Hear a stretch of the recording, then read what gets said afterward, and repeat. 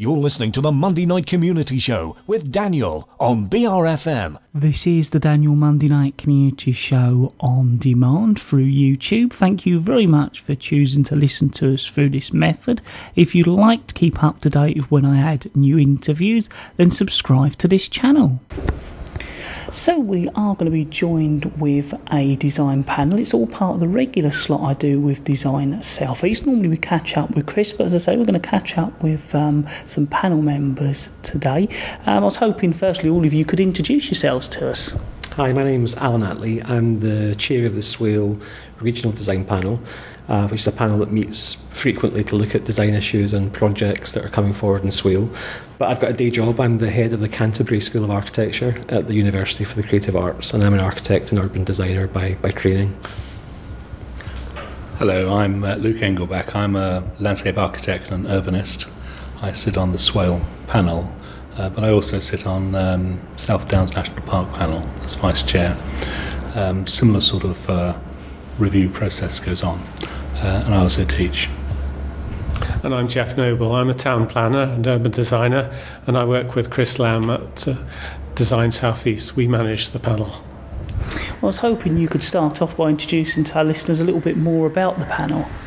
Sure. Well, design review is a process where design professionals and people with expertise in design, whether that's architecture, urban design, landscape and ecology, transport, for example, can come together and offer objective and impartial advice on projects that are being proposed in a local area, or often it's looked at a regional level for maybe larger scale projects or big infrastructure projects that might be of interest to a wider population. And it's really seen as a process where both the local authority, who are obviously dealing with the formal planning applications and the kind of the legal processes, can get some advice from other design professionals who, if you like, don't have a dog in the fight.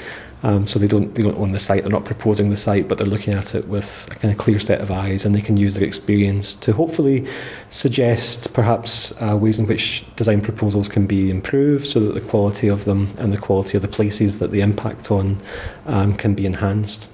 So it's quite a well-established format, and in the South East there's been a long-standing panel in the South East which has looked at projects all across the region. But what we've done in Swale is that the local authority have identified a need for some kind of objective advice and expertise so that they can look systematically at projects that come forward on Sheppey and Faversham and Sittingbourne and deal with proposals for new housing or for new schools or for infrastructure, and at the earliest possible stage get some impartial advice that will help them to lead through the planning process. So who would actually sit on one of these panels? Well, the panel itself has a pool of members that we call on. So depending on the type of project that we're looking at, we might need different expertise. So if it's a larger scale urban project, then obviously urban designers, ecologists, landscape architects play a very prominent part. For single buildings, then the balance might change a little bit, and we would have perhaps more architects and perhaps some engineers who would be able to offer expertise in questions of sustainable design, as well as thinking about how the building will sit in the landscape and how its aesthetics might play a part in the quality of the design. And that pool of people that we have come from a really interesting, diverse set of backgrounds. So we have people who live and work locally, like myself, and Luke for that matter, but also people from large internationally recognised design firms and organisations who bring both a national and an international set of expertises to it. So for somewhere like Swale, it's a way of bringing in really high-level expertise to questions of placemaking and development locally. And I think giving the expertise that the local planning team have, giving it that kind of extra boost by bringing the panel in just for a half day or a day to review individual proposals and projects. So I was hoping you could next tell me how a design panel can help with the quality of design and place and that kind of thing. Well, what I try to do from my perspective as a landscape architect is to look at the big picture to begin with, and quite often things may come toward the panel where that hasn't been looked at, so we try to encourage that and give some pointers how you might do that. Now, in Kent, we have the Kent characterization, so landscape characterization study, which actually was a huge piece of work that was done a few years ago that actually starts to look at what makes up the landscape. But also there's a way of looking at impacts of new development on the landscape as well. And those are things that I have particular experience in, so I can offer that as a suggestion and help people with that. Then when we come down to the next layer of thinking, we have to think about that wider environment. So we're thinking big, but actually acting at a local level. And that's very relevant for this particular week, because we've got all these negotiations going on about climate change happening in New York at the moment. And so I'm looking at how can we design places to reduce energy, deal with surface water runoff, how could we make them more ecologically friendly, how could we grow some more fruit and vegetables in our developments. All these things start to add up to give a certain character to a place, but they also are very useful. They're not just decorative, and this is called green infrastructure that delivers a series of green services. So it's something far more than just a decorating job. It really has to happen quite early on in the process. And the good thing about design review is that quite often designs come towards the panel at an early stage. That means that if they're not showing some of these ideas already, we have an opportunity to say, well, hey, you know what, there's a few things that you can do. Now, because I've been running my own Studio Engelbach for 16 years, that's our specialism. That's something that I can offer to the panel. Other panel members will be offering their particular specialisms from where they're sitting, and as a combination of 4 or 5 people at any one time, there's actually a rich mix of ideas that starts to filter down to any potential development, and hopefully that's going to raise the standards and make the development better, but also make the environment better as well. So it's a way of helping you learn by past mistakes, and also bringing a wealth of experience to the design.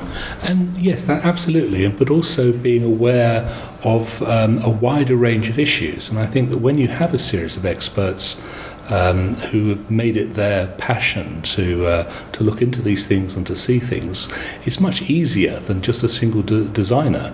And it's the same even when we work alone. It's always good to have comments from colleagues, so that you don't get too single-minded or blinkered in your vision. You say, because it's quite easy to miss something.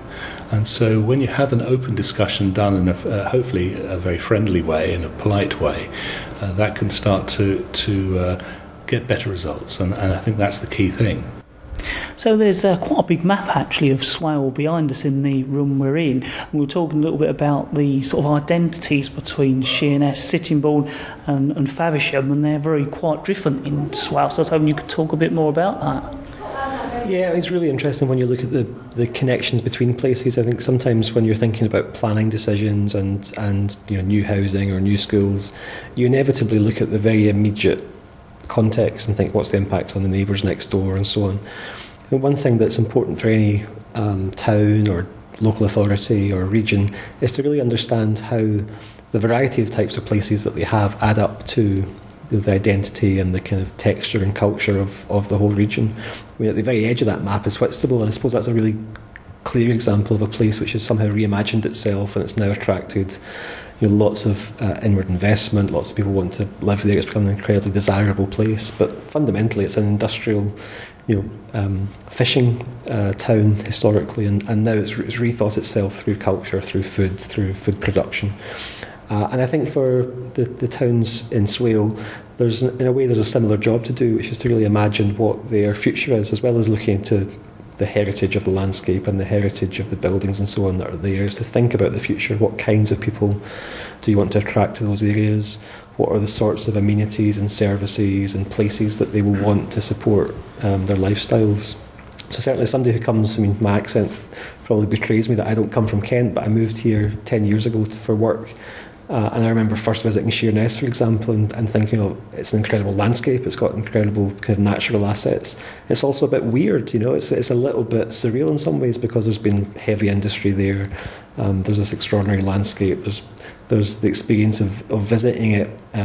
It's close to London, and yet it's this kind of strange other place. And I think capturing some of that is also an important job for whole communities to do. And design panels in a way can offer a kind of different perspective and can read places slightly differently as well, because they have that mix of local expertise and people from outside of the locale and the region.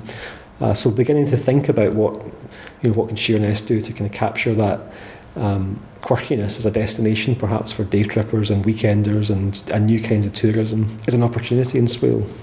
I think the same goes for Sittingbourne. It's got a fantastic high street, although it could do with lots of kind of new energy brought to it, and that might be about thinking about people who live on the high street as well as just the kind of regular shops that would be there.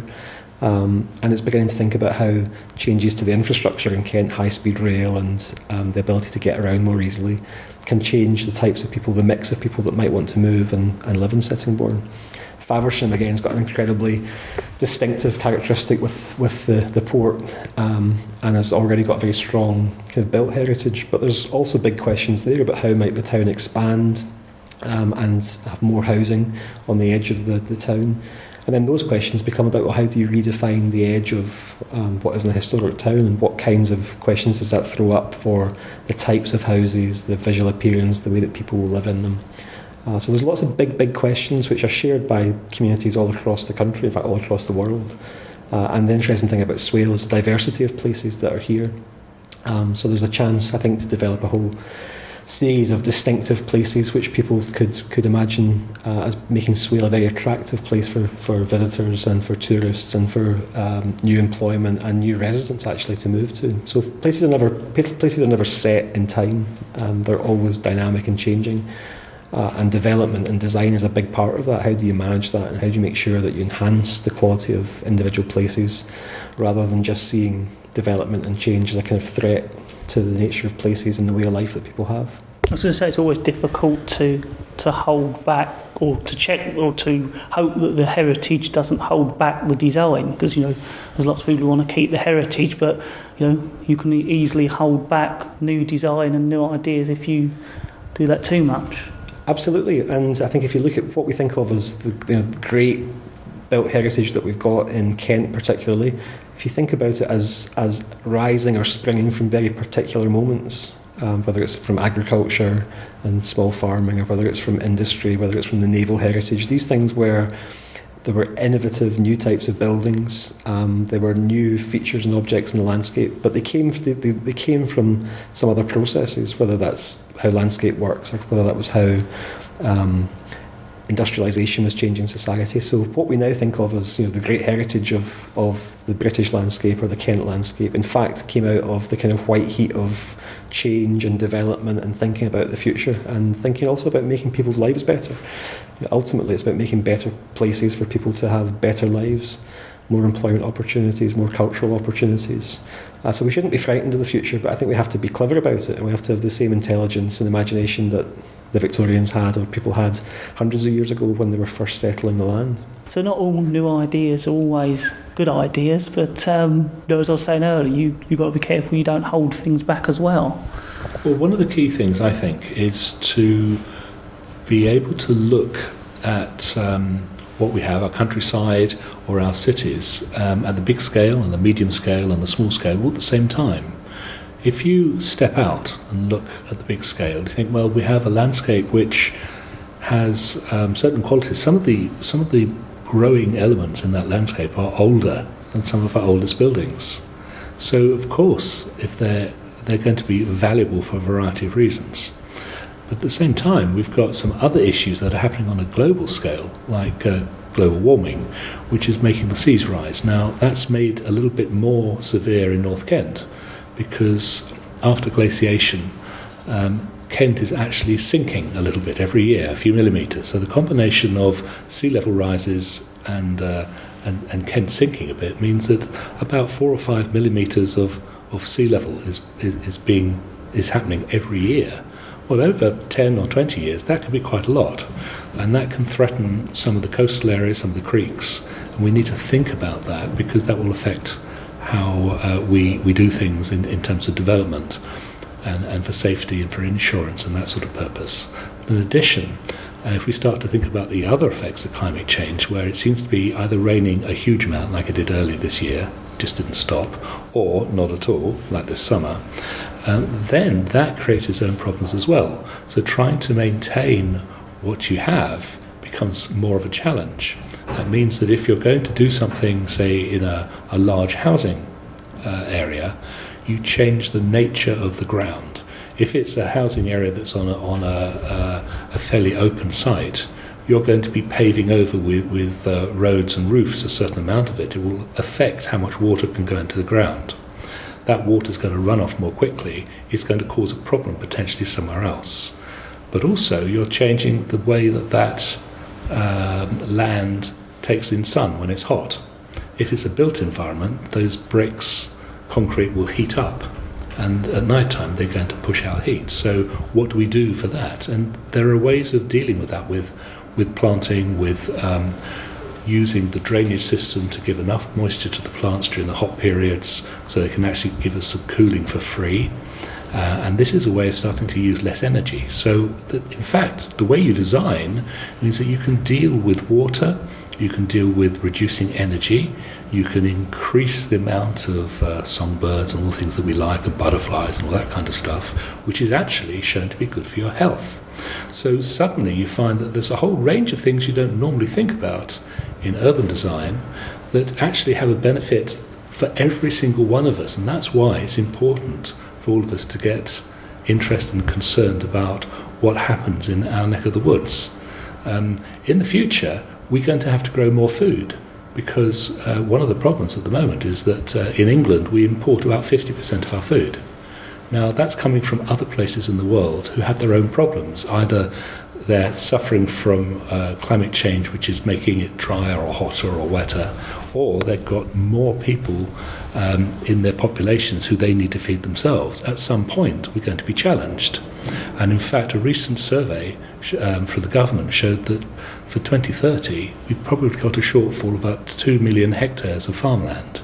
Now we can do something about that even by growing things in our backyards or in our streets, but it needs a different mindset to allow these things to happen. If we design a development that doesn't have the flexibility to do new things over time, we could be making a rod for our own backs. So one of the things that we like to try and suggest to people is, look, is this design flexible enough over the next future few years or tens of years to change if it needs to change? Because that's a fundamental part of design. It's not a fixed thing. It's a changing world. Some things change quickly, some more slowly. But we have to build in this idea that there is some change. And I think that's a fundamental role for us on the design panel. So it's not just looking at good design for now and what works now, but it's also looking to the future, but also looking at where you're putting that design, because it might work at the moment, but it's just not going to work long term. That's right. I mean, a decision made now is going to affect your children or their children or your children's children. You know, it's a big deal because the world is changing so fast. And there are other things in there as well. We, if you're young, you tend not to think about accessibility. But if you've got an elderly parent or grandparent, you suddenly realise that even a small step can be quite difficult for them to negotiate without help, or they can fall over easily and hurt themselves. So we need to start thinking about some of these issues too. So it becomes quite complicated, but it's easier if you can start to separate these things out into layers of thinking. And then you bring all those layers together, and that gives you a rich design, or a design with lots of possibilities. And ultimately, I think that's what we're looking for on any panel. I think it's also, to follow on from what Luke's saying, it's also important to note that design review is not really about style. I mean, lots and lots of people probably think design generally is about how stuff looks and whether it's modern or traditional or vernacular or Georgian. I would say, experience of design review is that we very rarely talk about those things as kind of absolute factors, because design is much more about how stuff works, how it enables people to lead, happy, healthy, delightful lives. Design can get in the way. When things are badly designed, they get in the way. When roads are in the wrong place, they make people's lives a misery. When buildings overheat or leak, they make people's lives a misery. So design is much more about how it can enable people and communities to live a good life. And I think that's a popular misconception, that they think that here comes the style police and they want things to be modern, or they want things to be traditional. But not increasingly, it's just fundamentally not what's important. What's important is understanding how stuff works, how it adapts, how it can cope with change, and how it can be part of the kind of building blocks of civic society, of how communities can live together, how more people having to live in smaller amounts of land, for example, which is a big issue in the United Kingdom, how that can be made to work. There's good examples from other countries of how it's been made to work, and we can learn from them. But we can also learn from the ground up about, good examples of the kind of vernacular way that people have adapted to their own communities and landscapes. So I think design review shouldn't be seen as just experts coming in and imposing their expert opinions, but much more a kind of interface as part of the discussion about planning and development, but it's a kind of interface between those big macro things, how do we deal with climate change, how do we deal with population change, but also understanding the nature of places that exist and how that can be protected and enhanced, and how it can be taken forward in the modern world as well. I agree. I think that if you understand that lots of small actions add up to a big action, that's the other scale of thinking when we look at design review, because we might be wanting something at the big scale to happen, but often those things happen because of a lot of small actions, and a lot of those actions are the way we behave ourselves or behave with one another. So ultimately we're trying to see if we can create places that are happier and healthier in the long run, and that doesn't mean how it looks or the colour of the wall or the shape of the house. It's something a little bit more fundamental than that, but it's really, really important. These are the building blocks, and it's often of how you do things, and it's often how you have started to look at other things and our own culture, how we react to things. So we might like to see we might like to refer to something we've seen in Holland or Germany, but that may not be right taken straight out of context for the United Kingdom in general, or Kent in particular.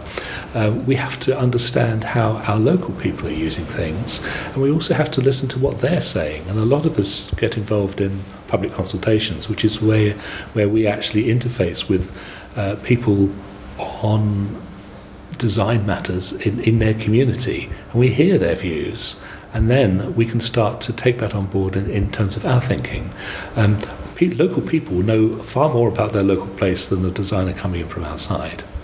So it's really, really important to listen as well as to give advice.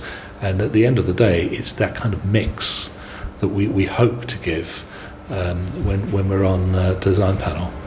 Well, I know that's often the case. It's often good to bring someone in from the outside because they see an area in a whole new light, but there's also that experience of the people that have lived there for years, and probably the combination of the two can get something better out of it. And they're going to be living there for some time to come. I mean, we had one person come in today who lived in his community and said, well, I'm doing something because I want it to be nice, because I intend to be living here, my family are going to be living here for a long time to come, so I don't want to be embarrassed by it. We said, well, that's a wonderful thing to hear. It's not very often that you get that, but that is an example of how you can make something distinctive and local, because it comes with a certain amount of passion from someone who's been living in a place for a very long time, and they've got some investment in their community.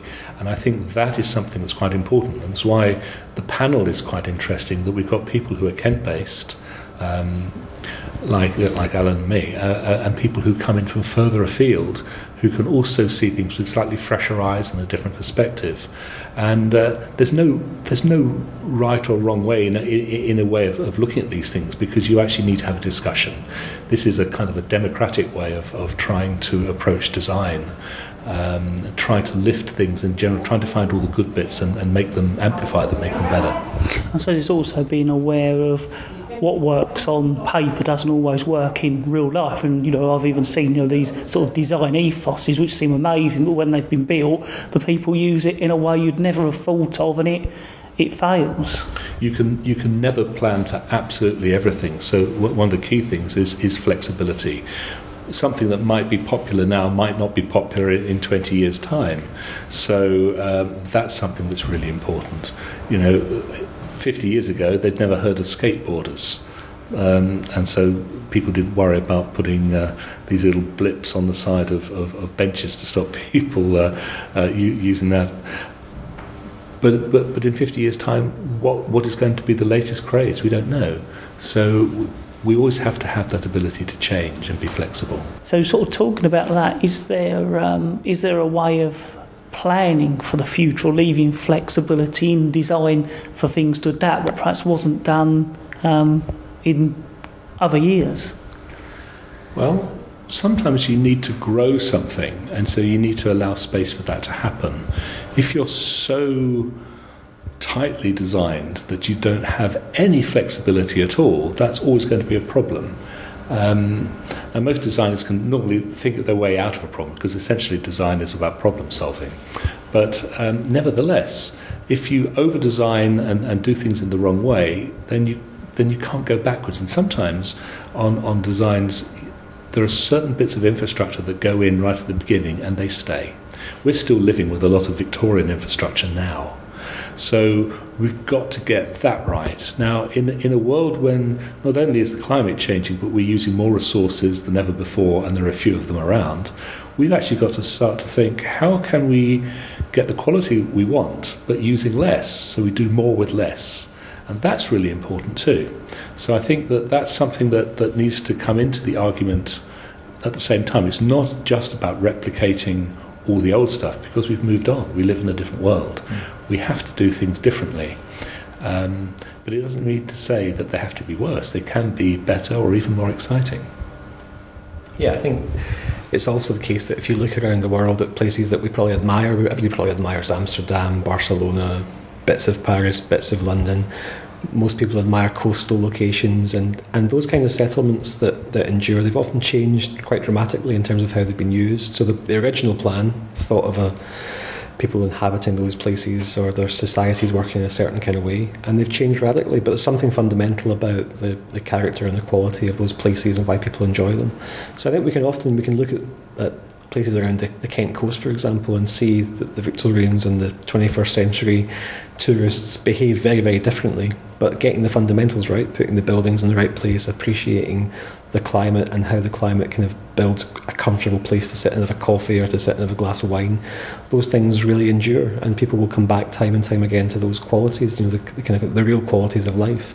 We can kind of adjust our living and working patterns to some extent, but we'll enjoy good places and we'll always come back to them. So I think if you can get that sort of fundamental quality of life and an idea about the good life in place, then places will endure. And that's really about taking a long view of an individual town or location, rather than always just thinking about short-term consequences. What does it mean if this new house appears or that new house appears? But if you begin to kind of untangle the real distinctive nature of a place that people love and communities can often speak about more eloquently than any designer can, then that stuff will endure.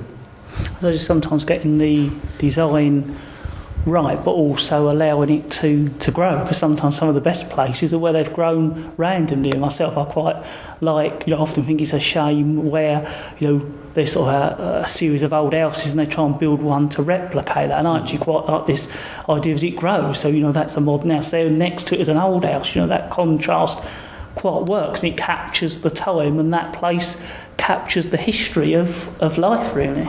That's true, and that's the same in the wider landscape. In fact, we call it time depth. It's where you can see time in what's in front of you. And that's really important. The other thing is that a lot of people think that only the most special landscapes should be protected. But we're signatories to the European Landscape Convention, which says that every landscape is special. Everything's got something special to offer, and the special qualities of North Kent, for example, are huge open skies, very productive soils, wonderful wetlands, for example. They set it apart from other parts of Kent.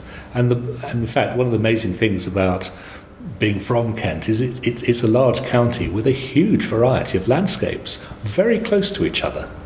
And that in itself is a wonderful thing. You can live in other parts of the world where it's the same for long distances. We're very, very fortunate in having that heritage and the way it's been looked after. And I think that part of what we have to do on the design panel is to make sure that we maintain the essence of that heritage as well, so that things don't go and mess things up. So there's a respect thing in there for what is collectively our own. Even if it might be owned physically by somebody else, we have this responsibility, this ownership, and I think that is something that's really, really important about saying where you're from and feeling that this is my place and it's not any place, and that's what we really don't want when we see a design review. We don't want any place. We don't want a little bit of this bit of suburbia sort of cut out and stuck over here, because that is not what Swale is all about. Swale has other qualities, other reasons why it's like it is. And I think we need to try and steer and guide people in the direction of how they can actually realise that to the best advantage on their given site. I suppose it's looking at things and a stream again. It is getting that balance right, because it's like this building here. If you said it had to be protected and look exactly like this, you could get a scenario where no one new would buy it because they just can't do anything with it. But then on the other hand, if someone buys it and decides they're going to paint it pink, they'd ruin it. So it's getting that balance right. That's right, but then again they might buy it and knock it down and build something far better than ever was here, and it might still be a council office, but maybe it's a council office with houses attached as well, and maybe it's got roof gardens. I don't know. I mean, the thing is that you can do things in new and different ways, and they will be responsive to the time that they're in, as well as looking ahead. And ultimately, we're always looking for opportunities, how we fit in, and that's a key thing, because times are changing, we're getting more crowded, we've got to do things in a different way, and part of that is actually getting people to behave in a different way. So if for example, we want Sittingbourne High Street to be more lively, because it's a great place, then maybe we need to start to think about it in a different way, and then we can start to set the seed for something good in the future. Well, I'd like to thank you both very much for covering those subjects, and I've no doubt we'll cover more subjects in the future of a regular slot with Design South East. But I'd like to thank the both of you for taking the time out and talking to me this afternoon. Thank you, yeah. It's a great pleasure. Thank you very much. It's been a pleasure, absolutely.